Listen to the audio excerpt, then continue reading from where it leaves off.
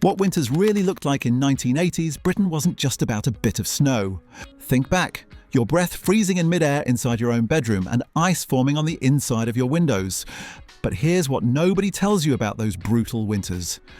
They were the last time Britain actually felt like a proper community. When the snow fell 3 feet deep, when power cuts plunged entire streets into darkness, something magical happened.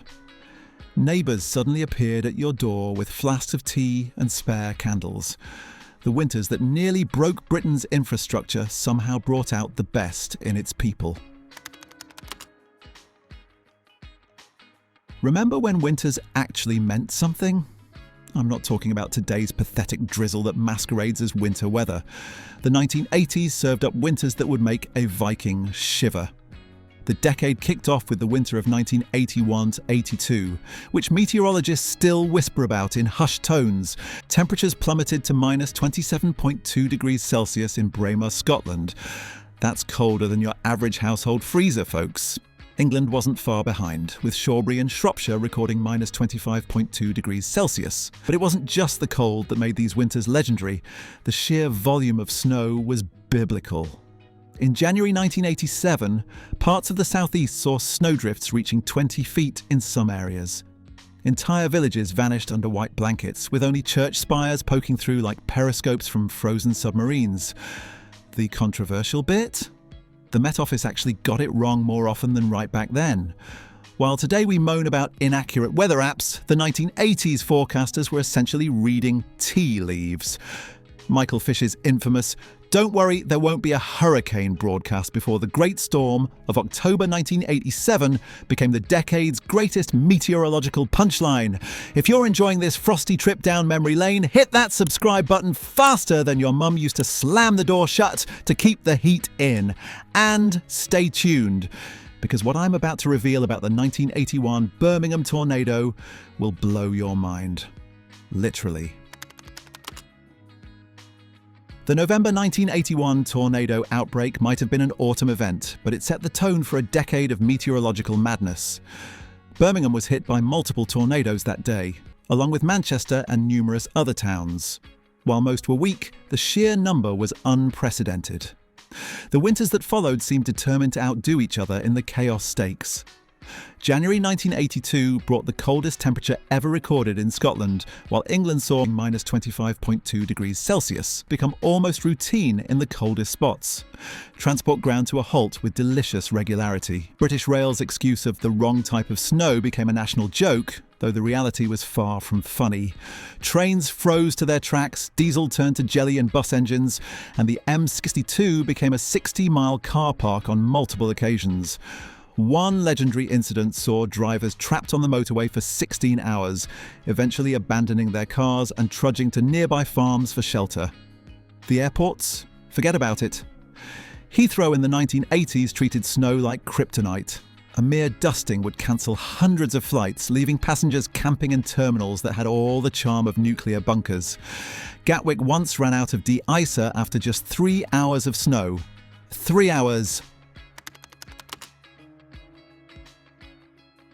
Let me paint you a picture of the average British home circa 1985, midwinter. First the windows, single glazed monuments to heat loss, decorated with intricate frost patterns on the inside. Your breath would fog up as you lay in bed, and getting out from under the covers required military-level planning and execution. The morning routine was a test of character. You'd lie in bed, psyching yourself up, knowing that the moment your feet hit the floor, you'd experience what Antarctic explorers called the shock of cold. Smart families kept slippers and dressing gowns under the covers overnight to pre-warm them. The really clever ones had mastered the art of getting dressed entirely under the duvet, a skill that should have been an Olympic sport. Condensation was the enemy. Every morning, windows would be streaming with water that pooled on sills, rotting the wood and growing impressive colonies of black mould. You'd wipe them down with old towels that permanently smelled of damp, only to watch them fog up again within minutes. Double glazing was for posh people and Thatcher's cabinet. The bathroom was essentially an outdoor experience with a roof. Ice in the toilet bowl wasn't uncommon, and the first person to brave a morning wash deserved a medal. Hot water was a lottery. If the pipes hadn't frozen, if the boiler was working, if you'd remembered to set the immersion heater timer, you might get 5 minutes of lukewarm water. Central heating, for those lucky enough to have it, was about as effective as a chocolate teapot. Most systems only heated downstairs, leaving bedrooms as cold as meat lockers. The solution? The legendary storage heater, those mysterious beige monoliths that absorbed electricity at night and released heat, well, whenever they bloody felt like it. Usually when you were at work. The 1980s winter wardrobe was where style went to die. We're talking about an era where your nan's hand-knitted balaclava was high fashion, where string vests were considered base layer technology, and where everyone owned at least one jumper that could double as carpet padding. The controversial truth? We were actually warmer than today's North Face-clad millennials.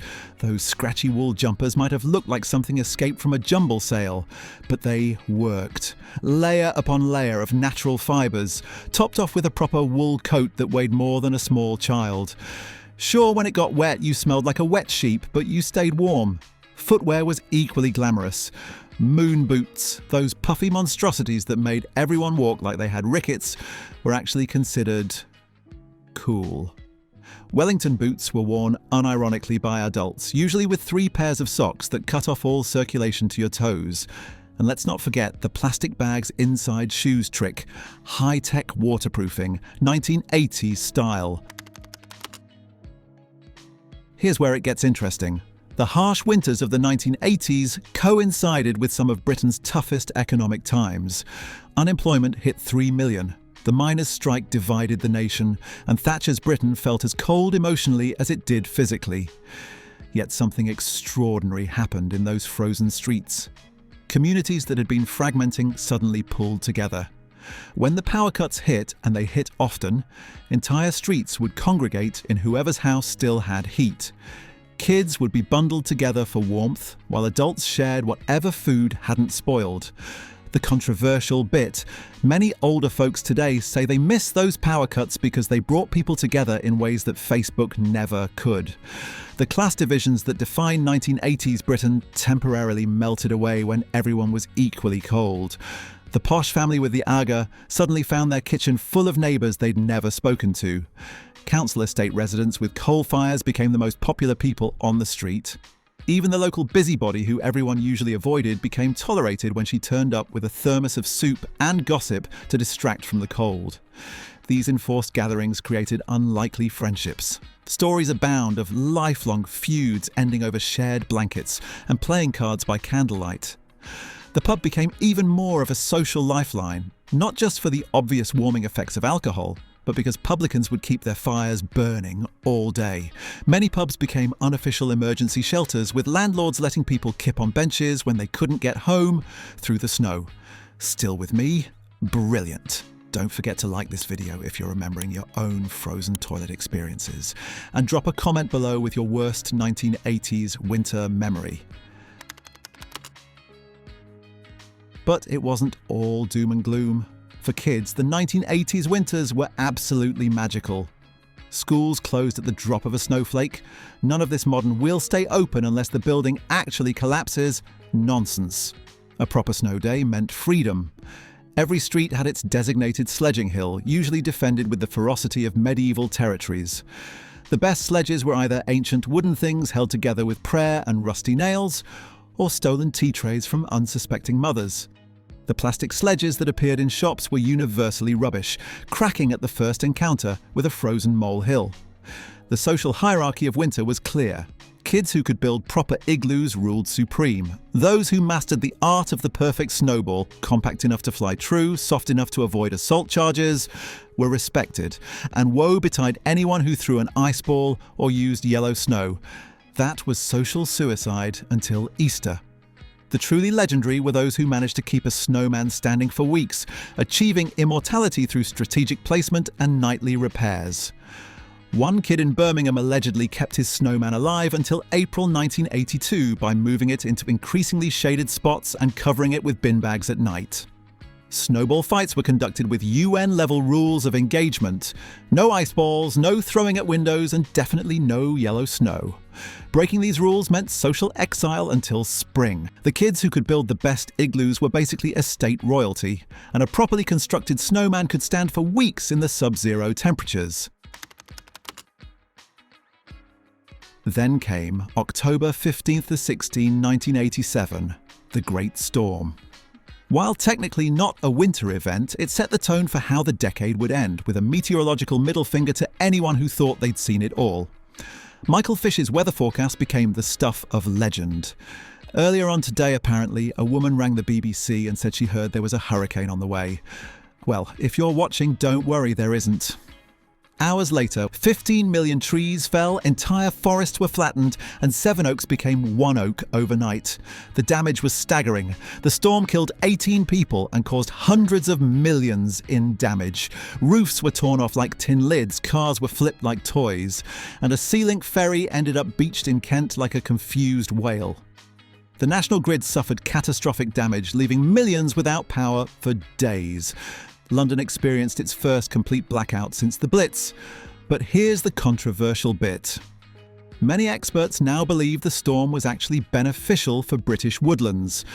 The monoculture plantations that were devastated have been replaced with more diverse, resilient ecosystems.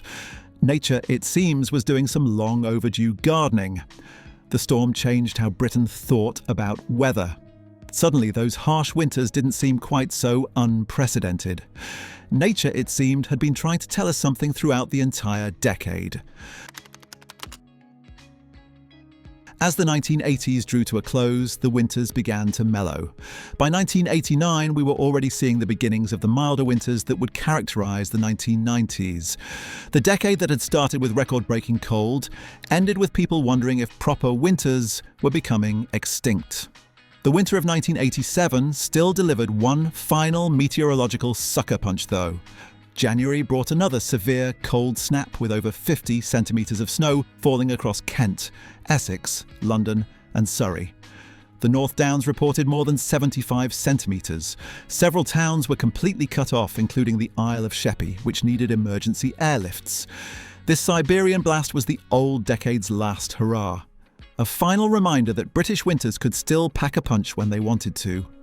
By 1988-89, the transformation was complete. Snow became an occasional visitor rather than a seasonal squatter. Looking back now, those brutal winters seem almost quaint. Today we panic if there's a centimetre of snow on the M25. Back then, 3-foot drifts were just Tuesday. We've traded community spirit for better insulation, proper forecasting for proper winters, and those scratchy wool jumpers for technical fabrics that cost more than a 1980s heating bill. So what can we learn from those frozen years? First, that Britain used to be a lot tougher, not in a kids today are soft way, though let's be honest, they are a bit, but in a genuine community resilience way. When the infrastructure failed, and it failed regularly, people stepped up. Here's something your nostalgia-tinted memories might have forgotten. Those winters were expensive.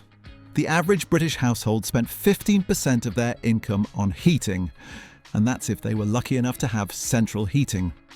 Most homes still relied on coal fires, storage heaters that ran out of warmth by tea time, or those death-trap paraffin heaters that made everything smell like a petrol station. The 1980s winters left physical scars too. Insurance claims from weather damage skyrocketed, leading to fundamental changes in how we build and insure property. Building regulations were overhauled with new standards for roof construction and insulation. The Met Office's humiliation after the Great Storm led to massive investment in weather forecasting technology.